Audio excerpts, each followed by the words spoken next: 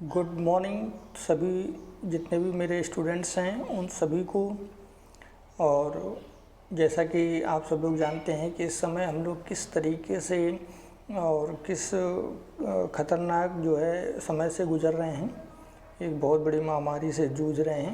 लेकिन उसके बावजूद भी आज ये ज़रूरत है हम सभी लोगों की कि हम बिल्कुल बहुत अच्छे से एकजुट होकर के रहें। और चूँकि भारत को जितना ज़रूरत है कि हम ताकतवर मिलाएं, हम एक दूसरे के साथ रहें, उतना ही ज़रूरी है कि हम इसको सजग बनाएं। तो अपने देश को सजग बनाने के लिए हम लोगों की एक छोटी सी कोशिश है कि आप लोगों को घर पे बैठ कर के, लेकिन बग़ैर किसी इंटरप्शन के, बग़ैर किसी रुकावट के, हम हर वो चीज़ दें जो हम आप तक हमेशा से पहुंचाते रहे हैं। तो इस प्रयास को जारी रखते हुए हम सबसे पहले आज अपनी पहली यूनिट स्टार्ट करेंगे फिज़िक्स की। तो सबसे पहले जो पहली यूनिट है इलेक्ट्रोस्टैटिक्स, इसके बारे में थोड़ा सा हम जान लेते हैं। आपको इस समय दिख रहा है स्क्रीन पर आपके कि हेडिंग पड़ी हुई है इलेक्ट्रोस्टैटिक्स। ये जो इलेक्ट्रोस्टैटिक्स है वो बेसिकली एक ब्रांच है फिज़िक्स की। अब ये ब्रांच है तो क्या कहती है, कुछ तो बताती होगी। तो ये क्या बताती है, अब इस पर डिस्कस करेंगे। इलेक्ट्रोस्टैटिक्स दो वर्ड से मिलकर के बना हुआ है। एक वर्ड है इलेक्ट्रो और दूसरा वर्ड है स्टैटिक। इलेक्ट्रो का मतलब होता है चार्ज, इलेक्ट्रो का मतलब है चार्ज। यहाँ पर ध्यान देने वाली बात यह है कि यहाँ पर जो चार्ज है, इलेक्ट्रो है, वो सिर्फ इलेक्ट्रॉन है, ना कि प्रोटॉन और न्यूट्रॉन। इस बात को ध्यान रखेंगे। इस बात को और भी हम ज़्यादा क्लियर करेंगे, लेकिन उसके लिए थोड़ा सा समय लगेगा।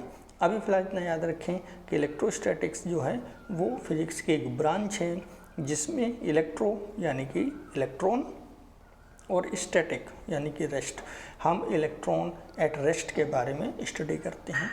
चूँकि हम बात कर रहे हैं चार्ज की, तो सबसे पहले हम ये जानते हैं कि चार्ज होता क्या है।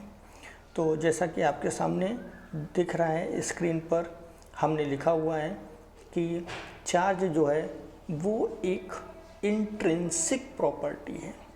चार्ज जो है वो कैसी प्रॉपर्टी है, इंट्रिंसिक प्रॉपर्टी है।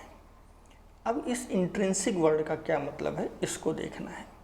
इंट्रिंसिक वर्ड का सीधा सा मतलब होता है नेचुरल, स्वाभाविक। तो जो इलेक्ट्रिक चार्ज है वो किसी भी मटेरियल की, किसी भी मैटर की एक इंट्रिंसिक प्रॉपर्टी है। इसके अलावा क्या कहा गया, इसके अलावा बताया गया कि ये एक फंडामेंटल प्रॉपर्टी है।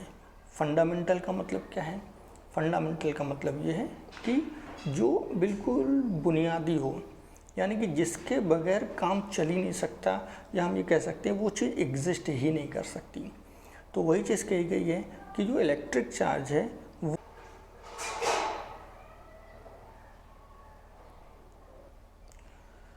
तो अगर हम बात करते हैं कि ये जो चार्ज है ये कितने टाइप के हैं, तो बेसिकली जो चार्ज हैं वो हमारे पास दो टाइप के हैं चार्ज। एक चार्ज है पॉजिटिव और दूसरा चार्ज है नेगेटिव।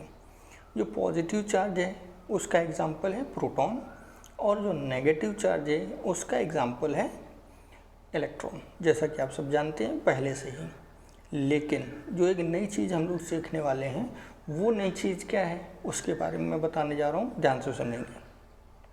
अगर आपसे कहा जाता है कि पॉजिटिवली चार्ज्ड बॉडी या नेगेटिवली चार्ज्ड बॉडी, तो ये पॉजिटिवली चार्ज बॉडी या नेगेटिवली चार्ज बॉडी ये क्या चीज़ है।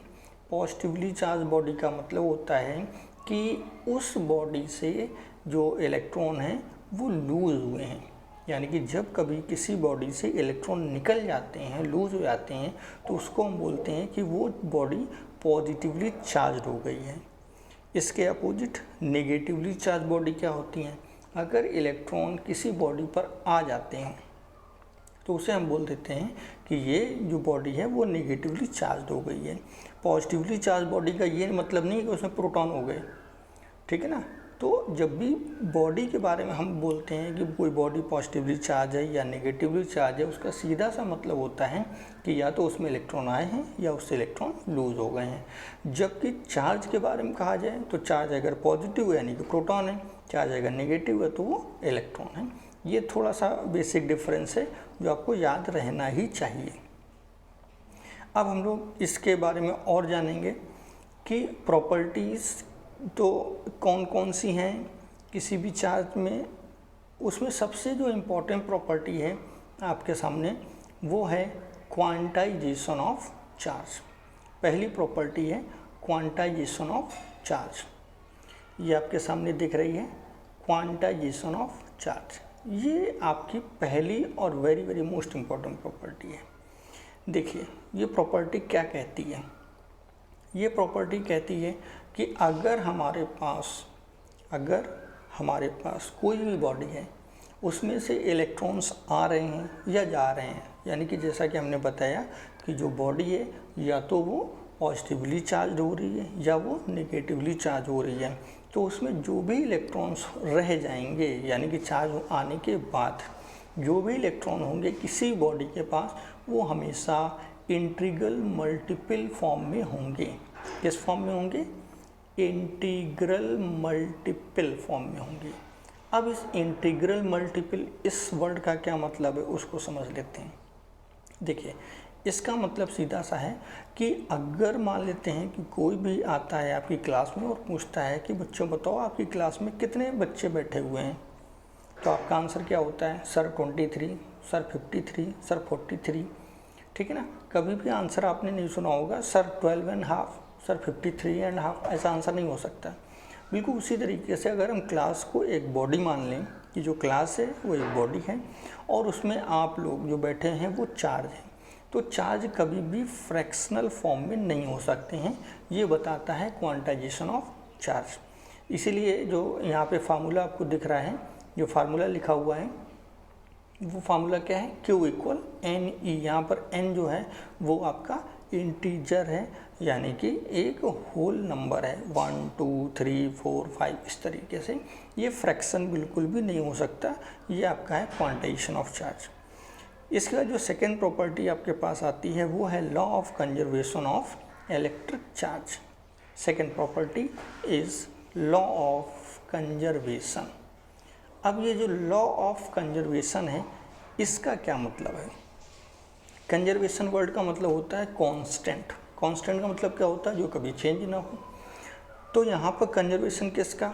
चार्ज का। तो अगर हम आपसे कहें कि आपने एक बैटरी ली, उस बैटरी को चार्ज किया, चार्ज करके छोड़ दिया, कुछ समय बाद आप वापस आए, आपने सोचा कि भाई चार्ज तो कंजर्व होते हैं, तो आपने फिर बैटरी को यूज़ किया, लेकिन ये क्या, बैटरी तो डिस्चार्ज हो गई। अब बैटरी डिस्चार्ज हो गई तो लॉ ऑफ कंजर्वेशन कहाँ बचा?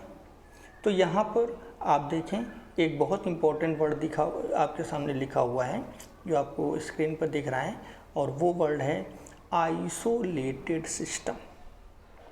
ये आइसोलेटेड सिस्टम क्या होता है? आइसोलेटेड सिस्टम एक ऐसा सिस्टम होता है जिसका एटमॉस्फेयर से कोई लिंक नहीं होता है, यानी कि उसका एटमॉस्फेयर से कोई भी कनेक्शन नहीं होता है।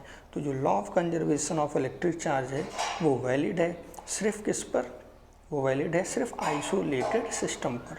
तो हम ये बोल सकते हैं कि किसी भी आइसोलेटेड सिस्टम में चार्ज जो है ऑलवेज रिमेन्स कांस्टेंट, हमेशा चार्ज कांस्टेंट बना रहता है किसी भी आइसोलेटेड सिस्टम के लिए।